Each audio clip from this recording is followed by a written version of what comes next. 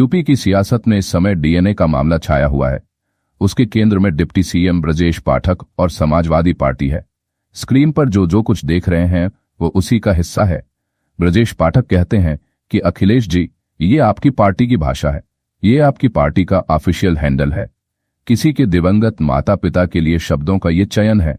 लोकतंत्र में सहमति असहमति आरोप प्रत्यारोप सब चलते आए हैं और चलते रहेंगे, पर आप अपनी पार्टी को इस स्तर पर ले आएंगे? क्या आदरणीय डिंपल जी इस स्त्री विरोधी और पतित मानसिकता को स्वीकार करेंगे? सोचिएगा, अब जब ब्रजेश पाठक ने तीखे हमले किए तो समाजवादी पार्टी के अखिलेश यादव भी पीछे नहीं रहे। उन्होंने कहा कि वो ही प्रवचन होता है, असरदार खुद से होती है जिसकी शुरुआत साधुवात।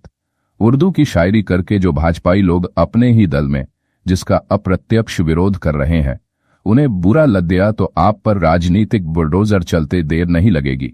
उनकी सियासी सेहत के लिए एक सलाह रहे, चुप रहें। खाली बैठे लोग बात आगे बढ़ाते हैं, काम करने वाले आगे बढ़ जाते हैं।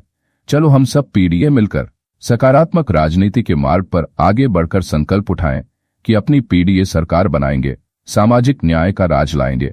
जो लोग अपने दलों में पूछे नहीं जाते हैं, अपने मंत्रालय को नाकामी का तमगा, हुक्मरानों की बदजुबानी पर भी आजादी और किसी की सच कहने पर गिरफ्तारी। इसके साथ ही अखिलेश यादव ने कहा कि हमने उप मुख्यमंत्री जी की टिप्पणी का संज्ञान लेते हुए पार्टी स्तर पर उन लोगों को समझाने की बात कही है जो समाजवादियों के डीएनए पर दी गई आपकी अति अशोभनीय टिप्पणी से आहत होकर अपना आपा खो बैठे। आइंदा ऐसा न हो। हमने उनसे तो ये आश्वासन ले लिया है, लेकिन आपसे भी यही आशा है कि आप जिस तरह की बयानबाजी निरंतर करते आए हैं उस पर भी विराम लगेगा। आप जिस स्तर के बयान देते हैं वो भले आपको अपने व्यक्तिगत स्तर पर उचित लगते हों, लेकिन आपके पद की मर्यादा और शालीनता के पैमाने पर किसी भी तरह उचित नहीं ठहराए जा सकते हैं। एक स्वास्थ्य मंत्री के रूप में आपसे ये अपेक्षा तो है ही कि आप ये समझते होंगे कि किसी के व्यक्तिगत डीएनए पर भद्दी बात करना दरअसल किसी व्यक्ति नहीं वरन युगों तक पीछे जाकर उसके मूल वंश और मूल उद्गम पर आरोप लगाना है। जैसा कि सब जानते हैं कि हम यदुवंशी हैं और यदुवंश का संबंध भगवान श्री कृष्ण से है। अतः ऐसे में आपके द्वारा हमारे डीएनए पर किया गया प्रहार धार्मिक रूप से भी हमें आहत करता है।